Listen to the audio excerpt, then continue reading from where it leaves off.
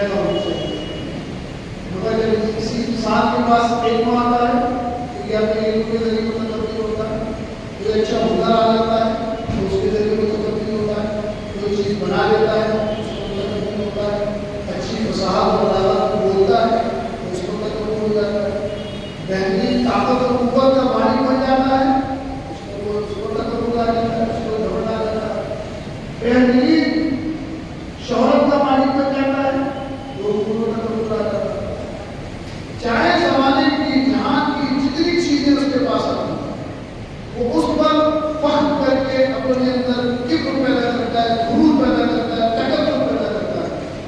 قرآن مقدس کی سورہ مبارکہ میں کیا فرمایا ہے, انسان کو اپنی تخلیق کو دیکھ کے اللہ نے مٹی سے بنایا کہ تو اصل مٹی ہے, اور اللہ نے اس لیے مٹی سے بنایا کہ جب میں تجھے دنیا میں انسان بنا کر بھیجوں اور مجھے تیرے ذریعے علم کی خدمت دوں, تیرے ذریعے فن کی خدمت دوں, تیرے لیے کوئی اور چیزیں لوگوں کے لیے بنواؤں, تجھے شہرت, تجھے قدرت, تجھے طاقت دوں, تو اپنی اصل کو بدل دوں. تو مٹی کا ہے, اپنے اندر توازن پیدا کرے, اپنے اندر انکساری پیدا کرے. انسان کو مٹی سے اسی لیے بنایا گیا کہ انسان اپنے اصل کو پہچانے کہ میں مٹی کا بنا. ہم کو مٹی سے بنایا. مٹی کی فطرت کا توازن کرنا, انکساری کرنا.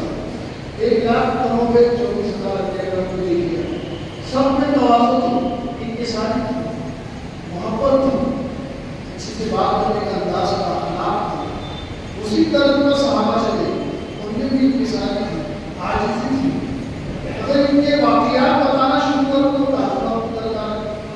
مگر یہ انکساری کو سمجھنا ہے تو آپ رسول کائنات صلی اللہ علیہ وسلم کی زندگی مبارکہ کو دیکھیں کہ جو تمام کائنات کا مالک بنا کر بھیجا گیا, جس کے قبضے میں اللہ تعالیٰ نے پوری کائنات کی کنجیاں دے دی ہو, ایسا مالک و مختار نبی بھی سوکھی روٹی پانی میں بھیجا کرتا ہے. عاجزی اس سے بڑی کیا مثال.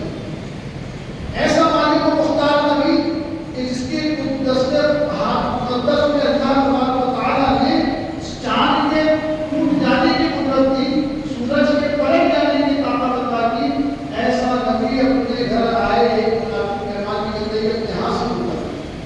یہ عاجزی اور انکساری کی حد ہو گئی کہ انسان جن معاملات سے اپنے اندر گھن محسوس کرتا ہو, رسول کائنات صلی اللہ علیہ وسلم نے اگر اس کام کے کرنے سے اپنی عجز اور اپنی تواضع دکھانے کی کوشش کی تو اللہ کے رسول نے عمل بھی کر کے. سب سے بڑی عاجزی اور تواضع کی مثال رسول کائنات صلی اللہ علیہ وسلم کی زندگی ہے.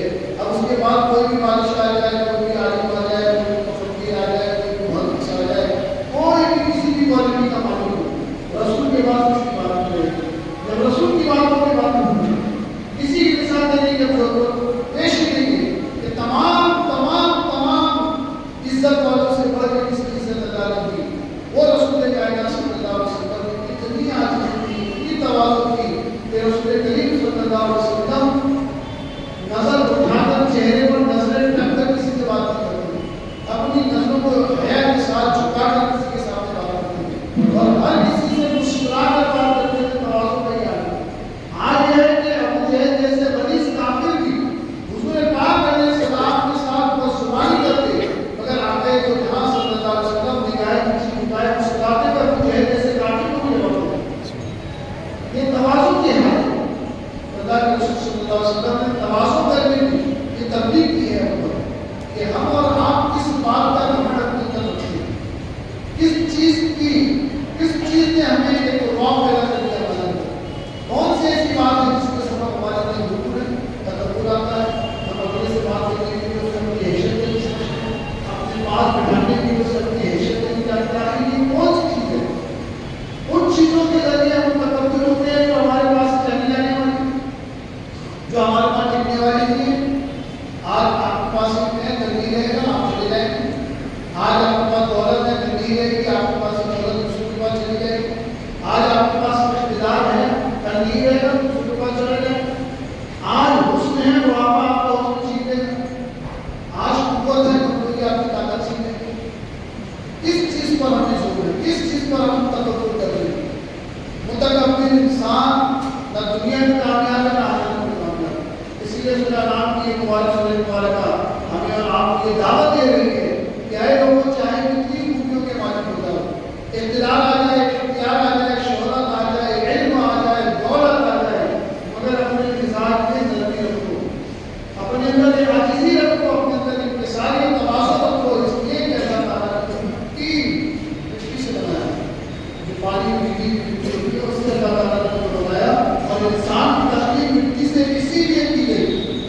وہ خالق حقیقی ہے جب وہ فرشتوں کو نور سے پیدا کر سکتا ہے، جنات کو آگ سے پیدا کر سکتا ہے، تو تمہیں بھی کسی اور آگ سے پیدا کر سکتا ہے، مگر آپ کو اس نے مٹی سے اس لیے پیدا کیا کہ تمہیں زمین پر آدم کا خلیفہ بننا ہے، تمہیں زمین پر دین کا رہبر بننا ہے، تمہیں زمین پر دین کا امین بننا ہے، تمہیں زمین پر اللہ تبارک و تعالیٰ کی وحدانیت کا پیغام دینا ہے۔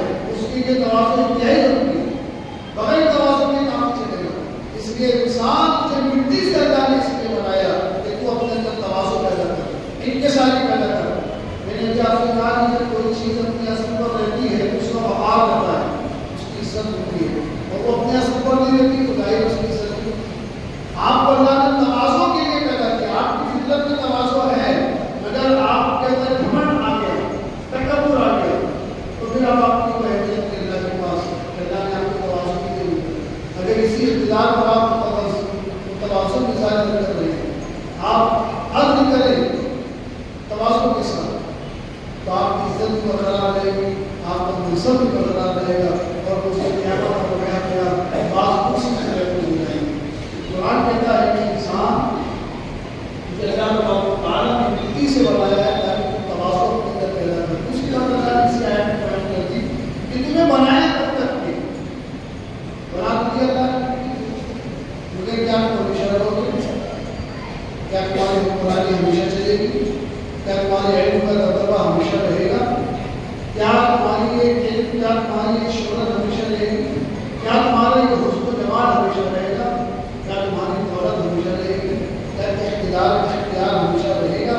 اللہ چلا نہیں، اللہ تعالیٰ نے ایک میعاد مقرر کی ہے آپ کے لیے، ایک میعاد مقرر ہے، اس میعاد تک آپ کے پاس سب کچھ ہے۔ معلوم ہو کہ آپ سے اتنے محتاج ہو کہ آپ کی اپنی زندگی کی میعاد کی بھی خبر نہیں ہے، اور تکبر کس چیز کا ہے؟ قرآن بار بار آپ کو یہی تربیت دینا چاہ رہا ہے، یہی تعلیم دینا چاہ رہا ہے قرآن کہ آخر کس چیز کا ہے تکبر؟ علم ایک ہی چیز جائے گا، دولت ایک ہی چلی جائے گی۔ قرآن کہہ رہا ہے تمہا اجرا تمہا مزہ اجرا، ایک میعاد کے لیے میں نے تمہیں دنیا میں بھیجا، ایک میعاد ہے۔ وہ میعاد اگر آپ دیکھیں اپنے طور سے اگر سمجھنے کے لیے کہ 50 سال 60 سال 70 سال 80 سال 90 سال بس اللہ کے رسول نے بھی تو کہہ دیا ایک بات کہ میری امت کے لوگوں کی عمریں جو ہے 80 100 کی نہیں ہوتی، یہ عمریں ہیں۔ اگر آج آپ کی عمر جو بھی ہے آپ اپنے آپ کا محاسبہ آج سے نہیں کر سکتے، جتنی عمر بھی آپ کے پاس ہے آپ غور کرنے کے ابھی آگے کون کتنی عمر جی سکتے ہیں آپ، کس چیز کا تکبر؟ اگر دولت کا کر رہے تو بہت ہو گئے، یہاں سے 30 سال ہوتی ہوگی تو 30 سال دولت کا گھمنڈ کرو، پھر اس کے بعد شہرت کا گھمنڈ ہے تو اور 40 سال جی لوگے تو 40 سال تک شہرت کا گھمنڈ پیدا کرو، اس کے بعد آپ جاؤ گے کہاں؟ کیا وہ محلات میں لٹکا کے رکھ دیا جائے گا جس محل کی طاقت پر آپ گھمنڈ ہے؟ کیا ان موتوں کی گدی پر آپ کی لاش کو رکھ دیا جائے گا جس موتوں کی گدی نے آپ کو گھمنڈی بنا دیا؟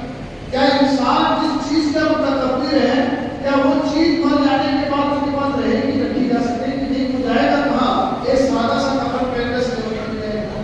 اور قرآن ہماری اور آپ کی اوقات یاد دلا رہا ہے، کہہ رہا ہے کہ اے انسان دیکھ تو کیسے بنا ہے، اور سمجھ لیں کہ میں نے تجھے مٹی سے میعاد کے طور پر بنایا ہے، ایک میعاد ہے تیرے پاس، اس میعاد کے مثال کے طور پر میں آپ کو مثال دینے کے لیے عرض کروں کہ آپ کو 30 دن کا سفر کرنا ہے، اور سفر خرچہ آپ نے اپنے پاس 10,000 روپے رکھا ہے، بس اس کے بعد آپ کے پاس کوئی پیسہ نہیں، 10,000 روپے آپ کے پاس ہے، اور آپ کو 30 دن کا یہ سفر کرنا ہے، اور آپ کو اس کی میعاد معلوم ہے کہ 30 دن میرا سفر ختم ہو جائے گا۔ اب آپ بتائیں کہ اس 10,000 روپے کا استعمال آپ کیسے کریں گے؟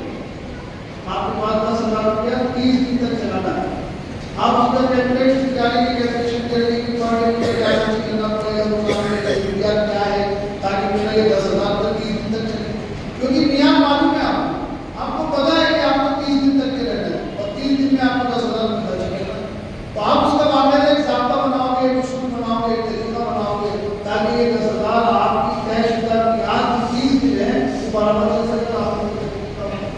بلا تشریح و بلا تفصیل اللہ فرما رہا ہے کہ آپ کو ایک میعاد تک زندہ رکھا جائے گا دنیا کے اندر، مگر اس مثال میں تو 30 دن قید ہے، 30 دن کا قرار دیا گیا ہے، اور اللہ نے جو میعاد دیا اس کا تو کوئی قرار ہی نہیں۔ اللہ نے ٹھیک ہے کہ ہم اور آپ کو کہ آپ 30 سال رہو گے، یہ تو مثال تھی۔ اللہ نے تو کہا ہی نہیں آپ کو کہ آپ 60 سال رہو گے، بس یوں کہا کہ ایک میعاد ہے اور اس میعاد کو چھپا لیا ہم سے۔ ہم کو نہیں پتا کہ ہم 60 سال کی میعاد کے لے کر دنیا میں آئے ہیں، 50 سال کی میعاد دے کر دنیا میں آئے ہیں، 100 سال کی میعاد دے کر دنیا میں آئے ہیں۔ وہ چاہے کتنے بھی سال کی وہ بارہ جانا تو اس دنیا سے ہے، قرآن کہتا ہے جانا تو اس دنیا سے، اور اسی مٹی کا اس مٹی کو تم بنائے گا۔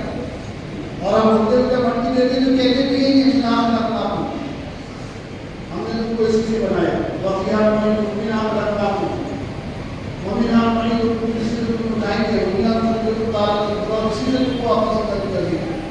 قرآن کو ہم نے مٹی ہماری اوقات ہماری حیثیت بتا دی یا مٹی کی ایک میعاد۔ تو دیکھیے آپ جب میعاد معلوم نہ ہو کہ کتنی برس کی زندگی ہے اور ہمارے طرز زندگی کا اگر بدلاؤ بدل نہ سکے، ہم اپنے آپ کی سیکنڈ میں طرز زندگی کی، تو پھر بتائیے کہ ہمارا انجام کیا ہوگا۔ 30 دن کی سیٹنگ تو آپ آسانی سے کر لو گے، 10,000 روپئے کو مینیج کر لو گے 30 دن کے اندر، مگر اس 60 سال کی زندگی آپ کو کہہ رہی ہے کہ آپ 60 سال کی ہوگی 50 سال، مگر یہ اللہ نے طے کر دیا ہے کہ میعاد ہے، اس میعاد کی پورا بھی آپ کو پتہ لانا ہے۔ جب یہ چیز اتنی بیٹ والی ہو، جب پتہ ہی نہ ہو، تو بیٹ کی زندگی بہت بڑے نقصان کے علاوہ بالکل فکر مند پر زندگی چاہیے، اپنے آپ کی فکر کو بلند کیجیے کہ میری زندگی کی میعاد طے ہے، مگر مجھے معلوم نہیں کہ میری زندگی کی میعاد طے ہے۔ اس لیے کہ اس بچی زندگی میں خدا کی رضا کا کام کیجیے، اللہ کی اطاعت کیجیے، اس کے رسول کی اطاعت کیجیے، قرآن نے جو تنبیہات کی ہے اس پر عمل کیجیے، قرآن کی سورتوں کی تلاوت کیجیے، اللہ اس کے رسول کی اطاعت کر کے زندگی کو گزاریے۔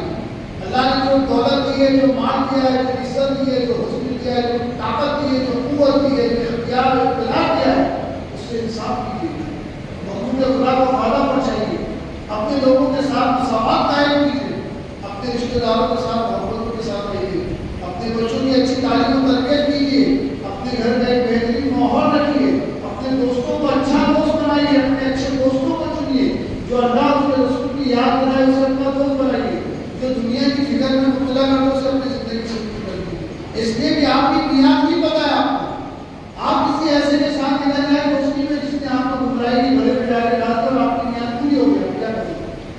آپ کسی ایسے کے ساتھ رابطہ کر لیں، رشتے داریاں کر لیں کہ جو گمراہ ہو، تو پتہ نہیں آپ کی تعلق کی زندگی کتنی اور کیا رہے گا اور تمہاری میں چلا جائے گا۔ بڑی فکر انگیز باتیں ہیں قرآن کی کہ انسان سمجھ لے، احساس اپنے اندر پیدا کرے، فکر پیدا کرے کہ اللہ تعالیٰ نے میری زندگی کے بارے میں بیان کر دیا، اے انسان تو مٹی سے بنا ہے، تیری عمر تیری زندگی کے ایک میعاد تک ہے۔ اس کے بعد اللہ تعالیٰ مصطفیٰ اور ایک نامزد کیا وعدہ اس کے یہاں پر اس نے وعدہ کر رکھا ہے تم سے، مگر تم لوگ اس کی شک کرتے ہو۔ اللہ تعالیٰ نے ایک وعدہ کیا ہے کہ آخرت ہے کہ تمہیں آخرت کو بلاؤ گا، آخرت کو تمہیں جمع کروں گا، مگر جو لوگ شک شبہ کرتے ہیں کہ فضول کی باتیں اور بیکار کی باتیں ہیں، ان کے لیے سراسر خسارہ ہے دنیا اور آخرت کے لیے یہ ماننے، آخرت کو ماننے کے لیے اس چیز کا مان لینا بہت آسانی سے سمجھ میں آ جائے گی کہ ہم سے پہلے لوگ تھے آج بھی نہیں، ہم سے پہلے لوگ تھے آج بھی نہیں، اور یہی ایک سچائی ہے کہ کل لوگ ہوں گے ہم سے، یہ بھی سچائی ہے۔ اگر اس سچائی کو دل قبول کرتا ہے، ذہن قبول کرتا ہے کہ واقعی ہم سے پہلے لوگ تھے آج نہیں ہیں اور ہمارے بعد لوگ ہوں گے ہم بھی ہوں گے، تو بالکل اسی سچائی کو مان لیے کہ آخرت کی ہے، اور اسی دن سارے لوگ ہوں گے جو حضرت آدم سے چلے ہیں، اسی دن سارے لوگ ہوں گے، اور انہی لوگوں میں مواخذہ ہوگا، انہی لوگوں میں پوچھ گچھ ہوگی۔ تو مواخذے سے کوئی نہیں بچ سکتا، ماننے والے اور نہ ماننے والے دونوں مواخذے سے بچ نہیں سکتے۔ اس لیے فائدہ ماننے میں، اس لیے کہ مان لینے سے آپ اپنی آخرت کو بہتر کرنے کی کوشش کر سکتے ہیں۔ اللہ رب فرماتے ہیں وَهُوَ اللَّهُ فِي السَّمَاوَاتِ وَفِي الْأَرْضِ، اور وہی اللہ ہے جو سارے آسمانوں زمین میں، یعلم سرکم، جانے تمہاری چھپے ہوئے، وجہاں وَيَعْلَمُ مَا تُبْصِرُونَ، تم کھاؤ کماؤ. اللہ تبارک و تعالیٰ ہے جس کی ساری زمین ہے, سارے آسمان ہے, جس کی ملکیت ہے, جس کی اقتدار ہے, جس کی قدرت ہے. تو صاف جانتا ہے چھپے ہوئے صاحب کو جو تم ظاہر میں بتاتے ہو اور باطن میں چھپاتے ہو. معلوم ہے کہ اللہ تبارک و تعالیٰ سے کوئی چیز چھپی نہیں ہے. ہم اپنا کوئی بھی معاملہ دنیا میں کسی سے بھی چھپا سکتے ہیں, اللہ سے بھی چھپا سکتے ہیں. اور تعجب ہوتا ہے کہ ان سے چھپاتے بھی اس کو حساب ہی نہیں دینا, اور اس سے بچتے بھی اس کو حساب دینا. یہ ایک عجیب سی ایمانی سوچ ہے. جس کے پاس جا کر حساب دینا ہے وہ پوری طرح ہم جانتا ہے, اس سے کوئی چیز نہیں چھپی, اور ہم چھپاتے اس سے اس کو حساب دے دیں گے. ظاہر سی بات ہے چھپانا تو اس سے چاہیے جسے حساب دینا ہو, اور اس سے کوئی چیز چھپ نہیں سکتی. تو آسان طریقہ یہ ہے کہ بس وہ جو بولے وہ کرو, جو تعلیم کو دے رہا ہے, جو بات کو کر رہا ہے اس پر عمل کرو. اللہ کے شکریہ سنو انشاءاللہ. وما تأتيهم من آية من آيات ربهم إلا كانوا عنها معرضين. اور نہ آئی ان کے پاس کوئی نشانی کے پروردگار کی نشانیوں سے مگر وہ ہے ان سے گزرنا. یہ بار بار نشانیاں مانگتے رہے, اللہ کی طرف سے اللہ بار بار نشانیاں دیتا رہا ہے کہ قرآن کے ذریعے ساری نشانیاں اللہ نے اپنے رب ہونے کی دی. مانتے رہے, نہیں مانتے رہے, دیکھتے رہے, نہیں مانا. اللہ فرما رہا ہے کہ اللہ تبارک و تعالیٰ نے تو ساری نشانیاں ظاہر کر دی. آج بھی دیکھیے قیامت کا دن ہوگا, اللہ کے رسول صلی اللہ علیہ وسلم فرماتے ہیں کہ قیامت کا دن ہوگا, گناہگار کو اللہ کی بارگاہ میں پیش کیا جائے گا. وہ پہلے اپنے گناہ سے انکار کرے گا, کیونکہ انسان کی فطرت ہے انکار کرنا. آپ سے کرتے ہیں آپ نے جھوٹ بولا, آپ کا جھوٹ پکڑا لیا, آپ نے جھوٹ بولا, تو سب سے پہلے کرے گا جھوٹ بولا, کیونکہ وہ یہ سمجھ رہا ہوتا ہے کہ اس سے پوچھنے والے کوئی بھی نہیں کہ میں نے جھوٹ بولا. تو وہ جھوٹ اور جھوٹ پر جھوٹ بول کے اپنے پہلے جھوٹ کو چھپانے کی کوشش کرتا ہے. وہ کہتا نہیں میں نے جھوٹ نہیں بولا. پھر پوچھنے والا جب اس کی جھوٹ کو ثابت کرتا ہے کہ وہ جھوٹا, تو پھر اس کے بعد اس کو کیا ہوتی ہے ندامت, کیا ہوتی ہے شرمندگی, اپنے آپ کو شرما جاتا ہے, سامنے والے سے شرما جاتا ہے. اور اس ایک جھوٹ کو چھپانے کے لیے جو اس نے دوسرا جھوٹ بولا تھا, وہ دوسرا جھوٹ اس کو ہمیشہ اس کے سامنے نازل رکھتا ہے. جب جب وہ شخص ملتا ہے جس کے سامنے اس کے جھوٹ کا اختیار کیا, جب جب اس کی نظریں گر جاتی ہیں. انسان کی فطرت سمجھانا چاہ رہا ہوں. پہلی فطرت یہ کہ وہ جھوٹ بول دیتا ہے, غلطی کرتا ہے, پوچھنے پر جھوٹ بولتا ہے, اور ثابت ہونے پر نادم ہو جاتا ہے, کیونکہ اس کو مٹی سے بنا ہوا ہے, اور مٹی اس کی فطرت ہے. عاجزی اس میں آئے گی ہے. الگ بات ہے کہ شیطان کے مکر میں آ کر وہ جھوٹ بول دیتا ہے. اسی طرح قیامت کا دن بھی ہوگا. اللہ کے رسول فرماتے ہیں کہ اللہ گنہگار کو بلائے گا, کہے گا اے بندے بتا تم نے یہ کیا, تو وہ اللہ سے بھی کہے گا کہ اللہ نے ایسا نہیں کیا. فطرت اس کی انکار کی. کمال کی بات ہے کہ اس رب کے سامنے وہ انکار کر دے گا جس کے سامنے ساری چیزیں آیا ہیں. بالکل وہ فرشتوں سے اس لیے لکھوائے گا آپ کو, آپ کا جھوٹ سامنے لائے گا, دیکھیے لکھا ہوا آپ نے کہا نا میں نے ایسا نہیں کیا, آپ کے عمل نامے میں دیکھیے. تو اللہ تبارک و تعالیٰ سے بھی بندے کہتے ہیں اللہ ہم نے نہیں کیا. اللہ فرمائے گا کہ ٹھیک ہے. جرأت دیکھیے انسان, کہا کہ فرشتوں سے اعمال نامے اس کو دکھاؤ. جب اعمال نامے اس کو دکھائے جائیں گے کہ یہ تو میرا عمل ہی نہیں ہے, تو فرشتوں سے غلطی ہوئی ہوگی. انسان اپائے گا, اپنی انکار کرے گا. جب اتنا نڈر ہو جائے گا تو اللہ فرمائے گا ہے فرشتوں اس کی زبان پہ تالے لگا. اب اس کے اعضائے بدن بتائیں گے اس نے کیا کہا ہے. تو قرآن بتا رہا ہوں میں آپ سے, اور تفصیل اس کی حدیث رسول کریم صلی اللہ علیہ وسلم نے بیان کی کہ انسان تیری زبان پہ تالے ہوں گے, تیری آنکھیں کہیں گی تمہیں کیا کیا دیکھنا, تیرے کان خدا سے کہیں گے تمہیں کیا کیا سنا, تیرے ہاتھ خدا سے کہیں گے تمہیں کیا کیا کیا, تیرے قدم اللہ کو گواہی دیں گے تم کس طرف جاتا تھا. اب بولیے زبان تو بنے تالے کہاں جھوٹ بول سکو گے, کیسے ہو سکے گا. اللہ تبارک و تعالیٰ انسان کو غیرت دلا رہا ہے, جھنجھوڑ رہا ہے اس کی فطرت کو پروردگار, اور کہہ رہا ہے انسان تو نے ساری نشانی میری دیکھ لی, تو نے میرے رب ہونے کے لیے جتنی نشانی طلب کی ساری چیزیں تجھے دے دی گئی, ساری چیزیں بتا دی گئی, اور ساری نشانیوں کو دیکھ کر تم نے یقین کر لیا کہ رب ہے, پھر بھی انکار کیا تھا. اور قیامت کے دن تمہاری شکل سخت ضری ہوگی, اور یہ حال گنہگار کا ہوگا. اس لیے بہتر ہے تائید ہو جانا.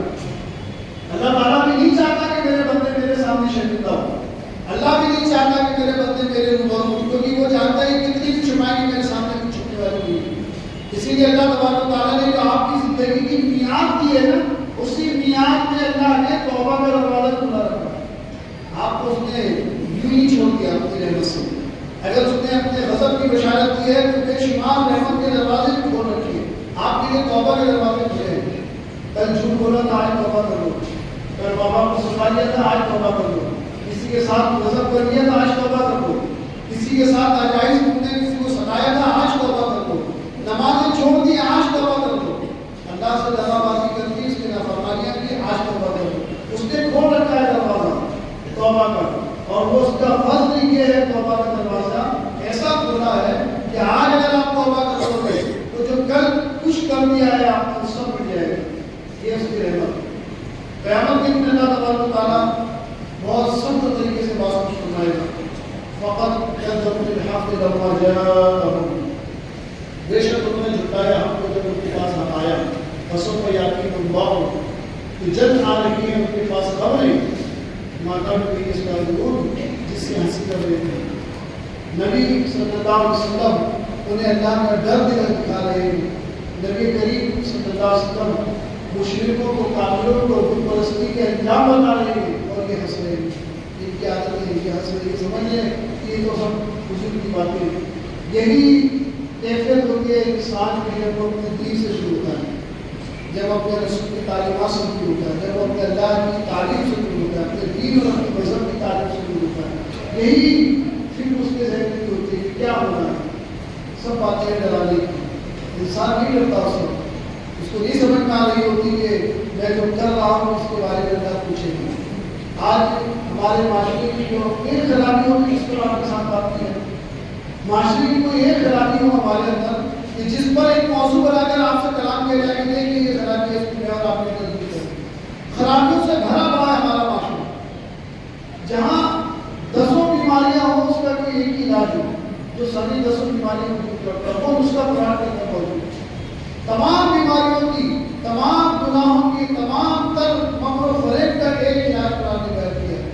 آپ جھوٹ بولتے ہیں, آپ مکر کرتے ہیں, آپ گناہ کر رہے ہیں, جو کچھ بھی آپ سے ہو رہا ہے, اگر آپ معلوم ہو رہے ہیں حقیقت میں آپ کے دل سے کہ آپ چاہ رہے ہیں کہ میں اللہ سے سنا کروں, میری اصلاح ہو, میں اللہ کا صحیح بندہ بنوں, ایک ہی راستہ اللہ نے دیا ہے.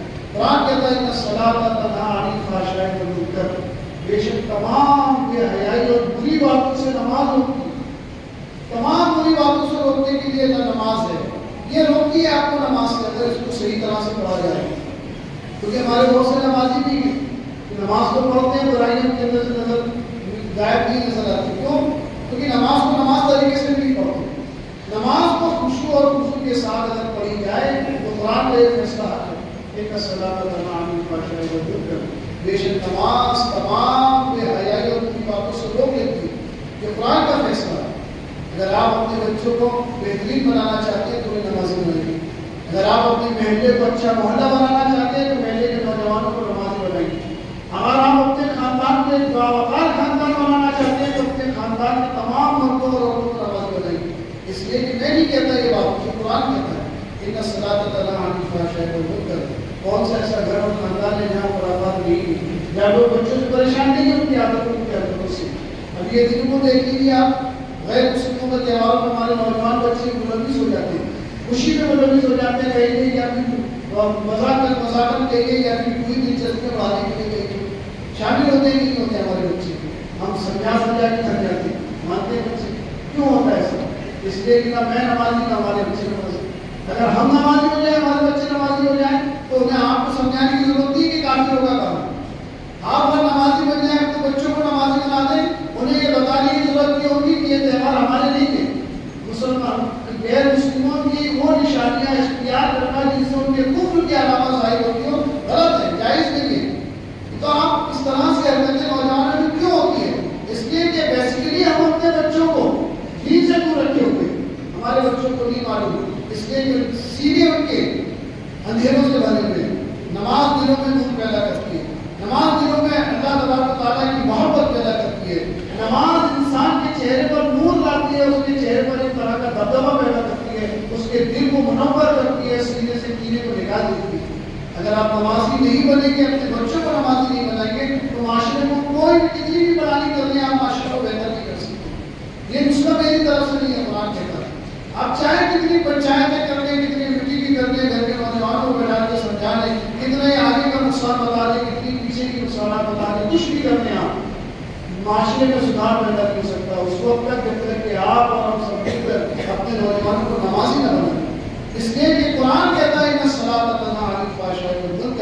بہترین معاشرہ چاہتے ہو تو نمازی پیدا کرو، بہترین ماحول چاہتے ہو تو نمازی پیدا کرو، اس لیے کہ نماز تمام بے حیائیوں سے روک دیتی ہے۔ اور یاد رکھیے اگر وہ بے حیائی آج آپ کے گھر نہیں روکو گے تو کل آپ کے گھر پہ آئے گی۔ کسی چیز کو روکنے سے رکتی ہے، جب باڑھ آتی ہے تو آپ اس کو روکتے ہیں، اس لیے باڑھ رک جاتی ہے، آپ کا محلہ، آپ کا گاؤں، آپ کا شہر محفوظ ہوتا ہے۔ اگر باڑھ آئے آپ مت روکیے، پھر انجام دیکھیے کیا ہوتا ہے۔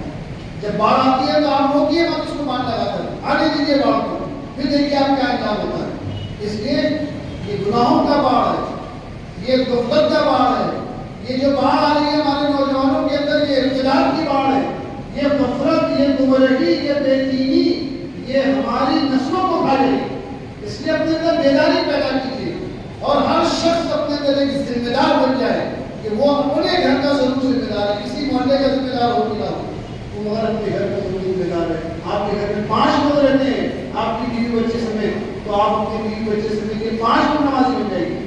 آپ کا پڑوس میں 5-10 لوگ رہتے ہیں تو وہ نمازی بن جائے گی، اس کے پڑوس میں 5-10 رہتے ہیں وہ نمازی، سارے اس طرح والا نمازی بن گئے۔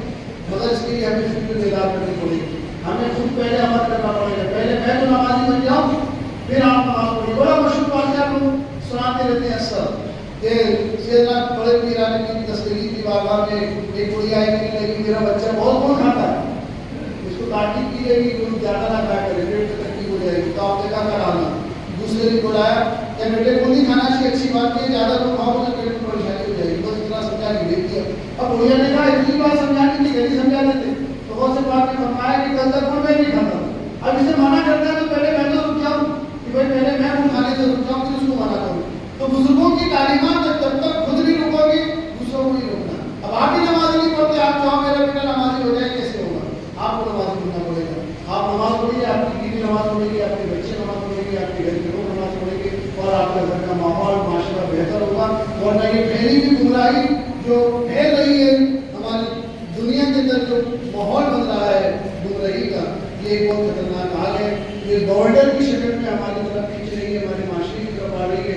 آپ بھی خاموش رہو گے گزرے بھی کل کی طرح، تو کل کے دن آپ کو خاموش رہنے کی ضرورت نہیں، کل تباہی کا دن دیکھے گا۔ اللہ تعالیٰ کی بارگاہ میں دعا ہے اللہ تعالیٰ ہم سب کو نمازی بنائے، ہمیں اپنے دین پر استقامت عطا فرمائے، اور قرآن کی جو تعلیمات ہیں اس پر